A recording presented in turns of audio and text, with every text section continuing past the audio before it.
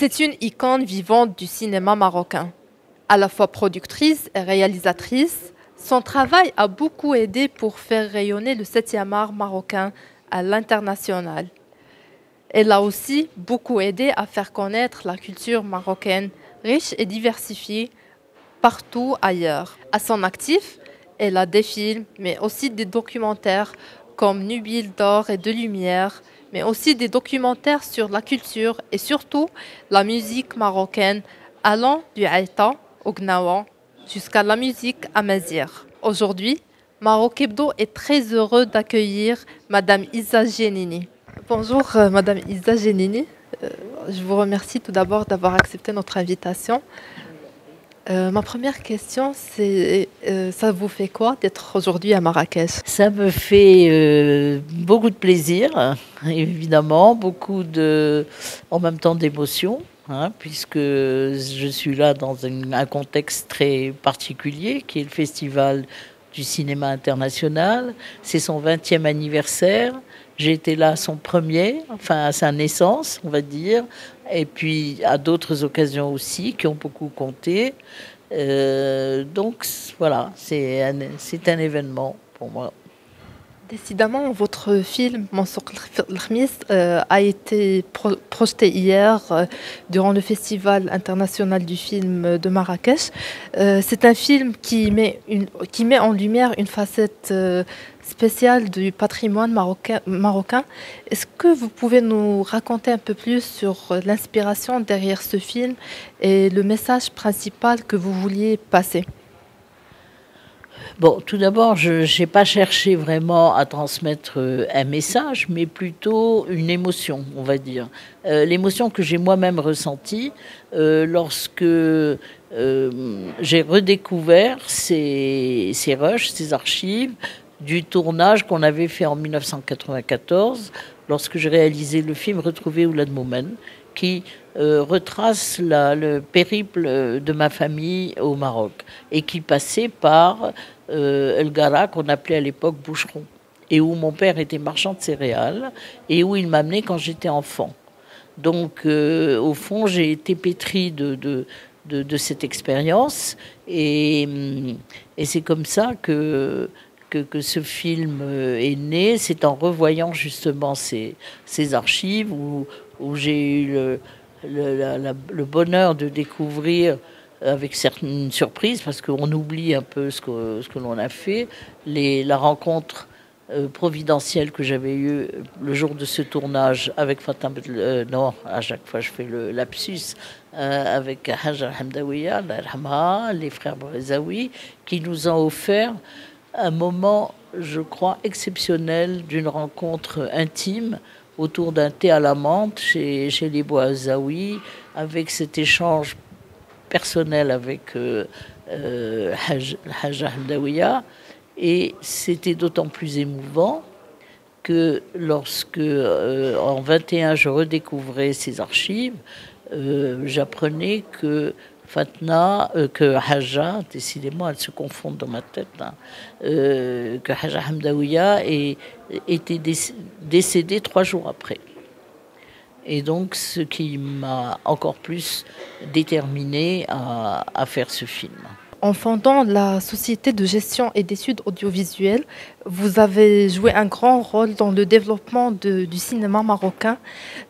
Aujourd'hui, comment cette initiative a-t-elle marqué votre parcours, mais surtout comment ça avait marqué la cinématographie marocaine? En effet, là, vous êtes retourné, je dirais pas à la source, mais avant la source. Non.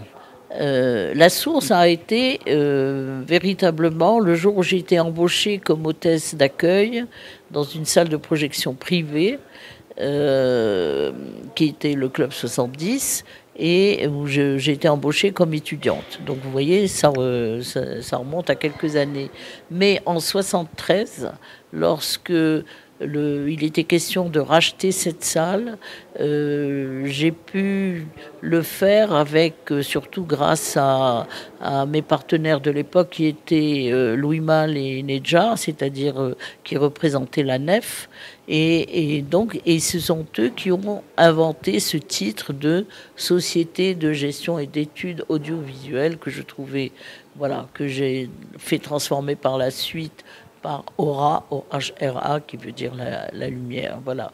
Donc, ça, c'était en 73. En effet, ça fait un demi-siècle déjà. C'est un sacré parcours.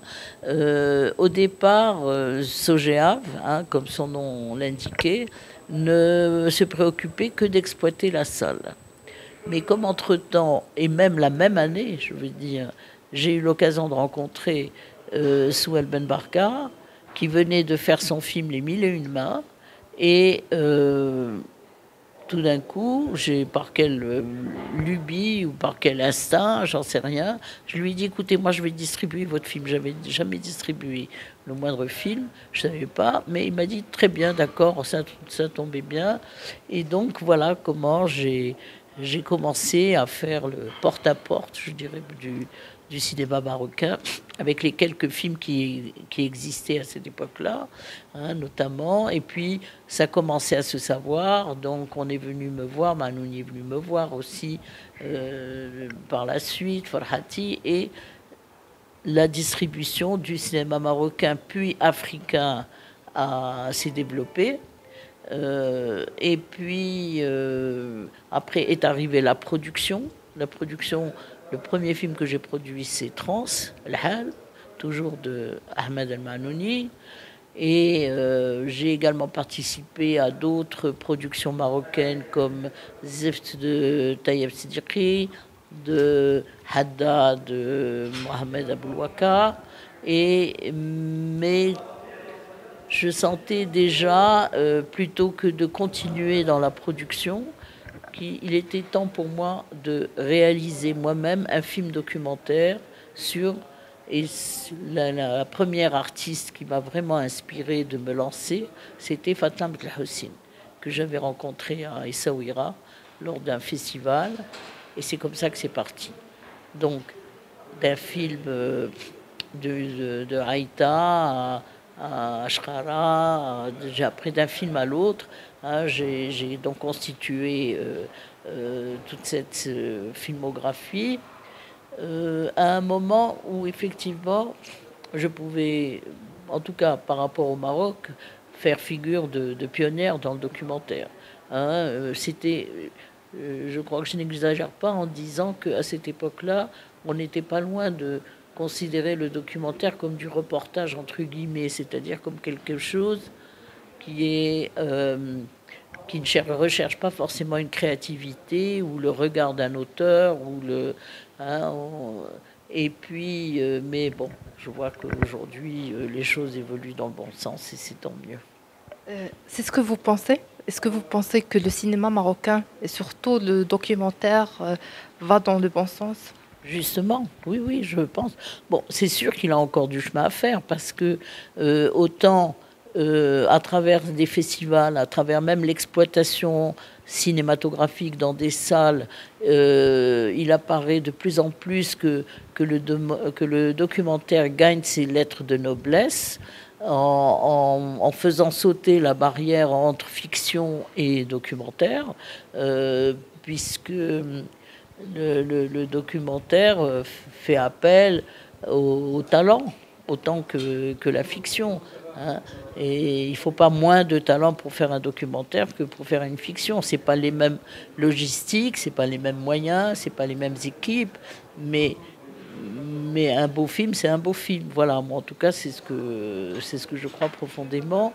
Et je vois qu'on y arrive aujourd'hui au Maroc, progressivement. Déjà la place qu'accorde un festival comme Marrakech à certains films documentaires, le fait qu'il y ait de plus en plus d'écoles, le fait qu'il y ait maintenant il y a plus de visibilité, notamment à travers la fenêtre de 2M, là, des histoires et des hommes.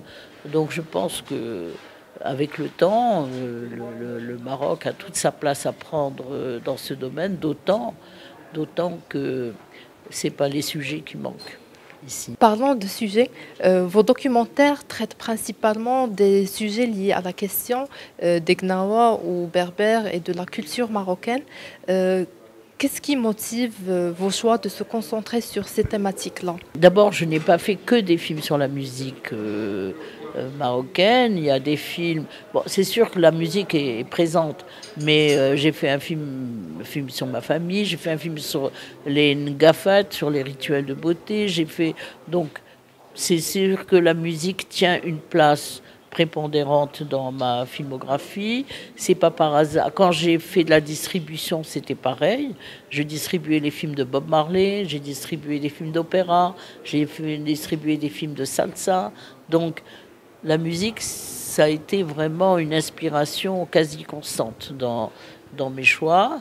Et la musique marocaine étant aussi riche on le sait, et ayant eu le bonheur de mieux l'aborder, de mieux la connaître grâce à des mentors que j'ai eus comme Taïb Sediki, etc. Donc, je ne pouvais pas ne pas en témoigner avec les outils que j'avais à ma disposition à l'époque, qui est le documentaire. À l'époque et aujourd'hui, c'est pareil. En fait, j'ai une dernière question. Quels seraient les conseils pour les nouveaux réalisateurs marocains et aussi africains que vous pouvez donner? C'est toujours le même. Hein. Je ne peux donner.